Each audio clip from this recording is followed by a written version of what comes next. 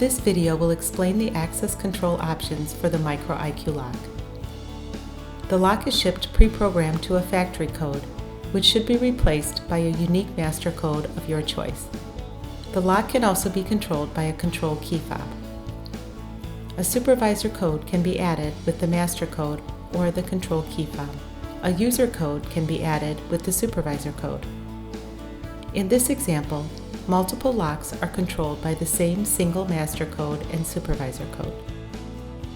In this example, multiple locks are controlled by one master code and separate supervisor codes. In this example, the lock is controlled by both keypad codes and key fobs. All keys have the key code engraved on the back of the key. TriTech can produce as many key fobs keyed alike as the customer requires. In this example, a single supervisor code is controlling multiple user codes.